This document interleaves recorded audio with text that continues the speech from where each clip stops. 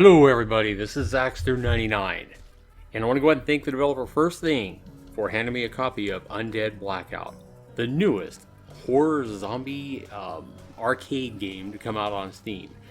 Lord knows there are tons of these kind of games on Steam. This one looks interesting in the aspect you have an overhead view and only have your flashlight, the distance of your flashlight, to be able to see the zombies coming at you. Now this one does support co-op play as long as you have another player right beside you locally, and if you play locally you do have to have two controllers.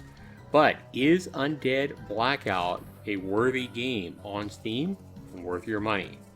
I'll let you know with my first gameplay right after this.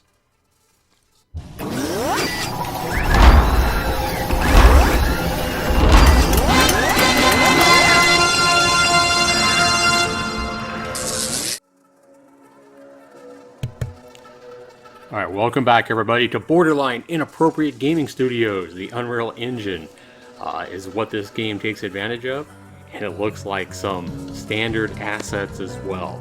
But let's go ahead and take a look at the main menu here. You got all your stats. I do like that it shows you, how many zombies you've killed, how many times you've died, all the ammo packs, all the statistics for your gameplay is kept track locally on your computer. There is no online stats, however, or global stats to compare yourself to, so I don't like that. And then you go down here to the options. You have difficulty here, normal or hardcore. Two choices. Controls, you can play with a controller or you can play with WASD and your arrow keys to kind of show your flashlight. Space is attack, E is use, left shift, R is reload, T is torch, that kind of thing. Tab is switch weapons. Problem here, guys, only 3 options for graphics, no resolution options, anything like that. Really simple. And then you have several different modes of arcade or survival action, and then 3 different modes of 2-player action, again, if you have 2 controllers and you want to play somebody locally at your computer. It even has a player versus player where you can compete against them and try to kill them, as well as zombies coming at you. Now, while this game does say it has full controller support, I want to go ahead and let you know I have a Logitech Rumble pad, and it does not work at all with this game, so I would disagree with a full controller support. Here you see me going into the game, holding down shift to run. Now, one thing I want to go ahead and let you guys know about is if you try to use the mouse, it's really jagged as far as your flashlight control. So you pretty much got to be limited to playing this game. What I do is I am playing with a mouse here just because it's easier to spam the M1 button to attack, like with the axe that I picked up here, over trying to hit the space bar. But playing with a mouse, a flashlight can be really jagged, as you'll see in some locations. Here I've already played a few games of this, and I've learned to basically hit M1 to hit once and then back up and back away. Otherwise you'll end up getting hit, and your health bar is limited. I mean, you can only take like maybe 6 or 8 hits from zombies and you're dead. So the map is the same on every game. However, the location of some of the items is a little bit different. As you'll notice in this particular map, I have a health kit right here. I don't walk into it because I don't want to use it at full health. The one thing I had is I played a game over here where I came left and came up this corridor, and I did find a handgun. However, in this particular game, there is no gun. I have not found any keys yet. Some of these jail cell doors and other doors require silver keys, bronze keys, different color keys to open. And it's kind of weird because most of these jail cells have nothing in them. No weapons or health or anything. I guess sometimes there might be a random item spawn in one of these jail cells, and that would be a reason you'd want to go in one. But while I do like the flashlight look and not having less time to respond and react to zombies that come at you, kind of creates a little more tension in the game. I don't like the control scheme. I don't like the fact that you can't dodge or hit a button to duck or block or anything like that, the zombies. So really what it creates is a situation where you try to hit them once with the axe and then run. Now, I haven't played enough of this game to play with a gun to see how much better that is. Really, all I had was the axe. So I can't speak on the gunplay simply because I didn't find this game exciting and fun enough to want to play long enough to find, you know, different guns and ammo and everything like that. So this game here was my best effort in probably about 45 minutes of gameplay or something like that. I really think that I played this game longer than most people who might buy the game will find this. So you'll see here just some of the ragged, chaotic action and some of the stuff that doesn't make a whole lot of sense. So really, with a flashlight, you're looking here for doors, but here you see really chaotic, random behavior by these zombies. It almost looks like they're fighting each other, or they're on another player. Obviously, that isn't the case because this is a, you know, single-player, local-player game. So here again, I'm just simply hitting them once and trying to run out of the way. I've taken a couple of hits, however, and your health diminishes really quickly. So now I'm trying to run back and get that health kit I saw, but the zombies are coming up from the bottom, and I am trying to run into a jail cell here and avoid my death. You can't hit E again to pick up things like some items and close and open doors. As far as a health kit, you just walk into it, and I'm almost at full health. So that is like one hit right there. It looks like about 8 hits for most zombies and you'll be dead. And that's exactly why you see me hitting them once, backing off, and trying to get the timing right. If you just stand in place and try to swing away at them, you'll end up taking unnecessary hits from the zombies, and your game will be over in like 2 or 3 minutes. So if you do buy this game, trust me guys, with the axe anyway, hit them, back off, you got to be patient, and then hit them again, one hit at a time, back away, is the way you're going to survive the best, at least with the axe. Once you pick up a gun, I have a feeling it'll get a little bit easier, but this game doesn't seem to throw a whole lot of different, weapons and loot at you. The zombies don't drop any kind of items as well. So here you see I heard zombies, and so I just locked myself in the jail to see if they're smart enough to open the door. They are, and I am backing away. I took a hit, and that was kind of random there. I hit it with the axe, and it went flying about 40 feet out of the jail cell and into the hallway. Pretty kind of crazy behavior, collision behavior, I guess you'd call it, in this game.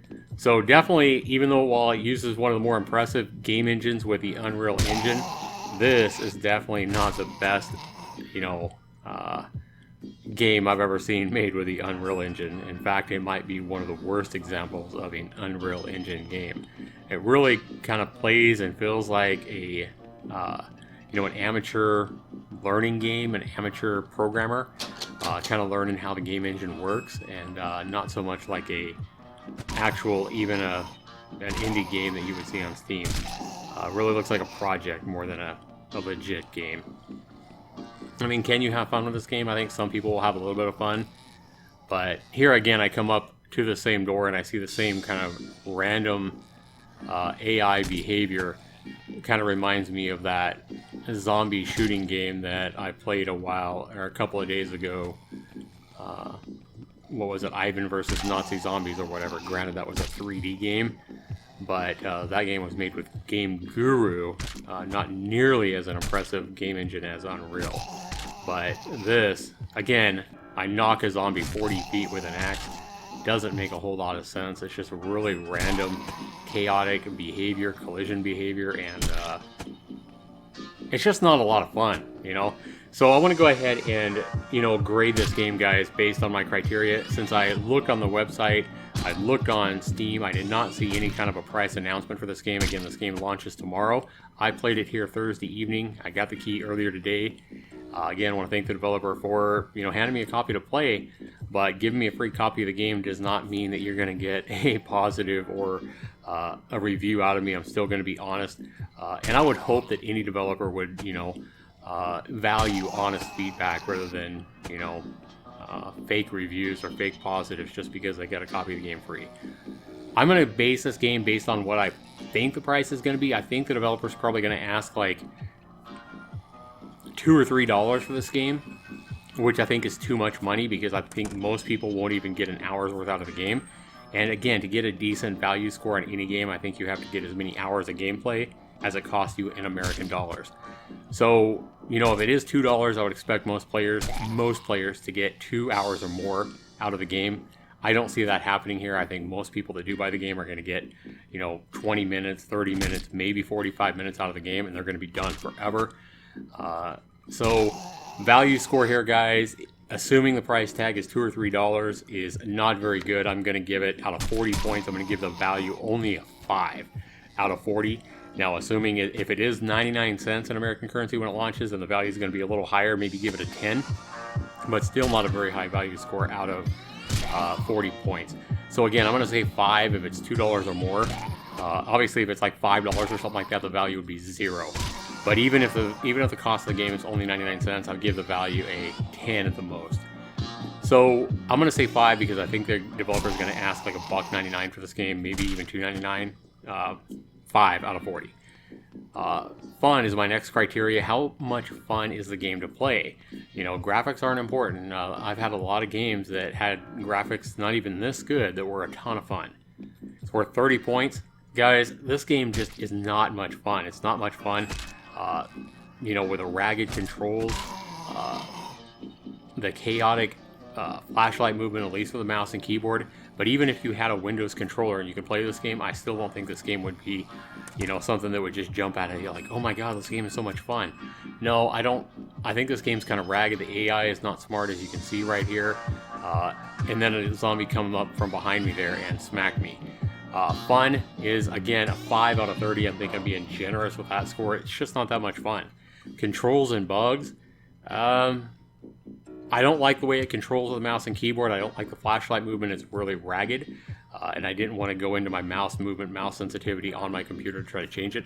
I don't think there's a lot of controls as far as, even controls as far as your graphics resolution. There's not even a sound option in the game, so you can't turn the music down or anything like that.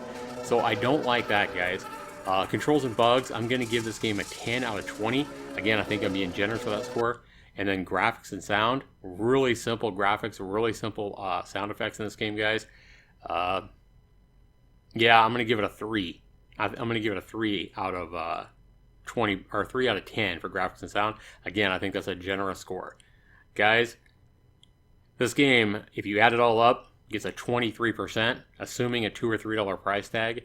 If it's 99 cents, you might get it up to 27, 28%. But either way, it's a not recommend.